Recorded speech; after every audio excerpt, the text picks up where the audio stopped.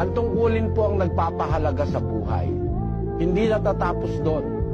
Ang tungkulin din ay nagdudugtong sa buhay.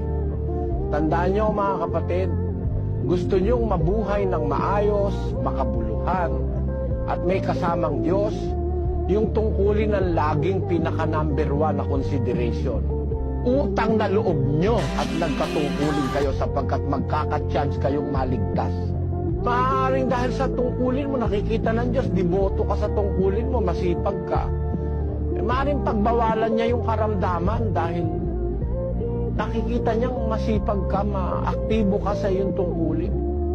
Maaaring pagbawalan niya yung mga masasamang tao na galawin ka dahil meron kang ginagampanan ng tungkulin. Gusto niyong palakasin kayo ng Diyos sa lahat ng paraan para magawa ninyo inyong tungkulin. Gawin ninyo itong may kasiyahan. Enjoy. Enjoy your responsibility. Enjoy the performance of your responsibilities and duties as officers of the church. At makikita nyo, totoo ang Diyos sa buhay ninyo, mga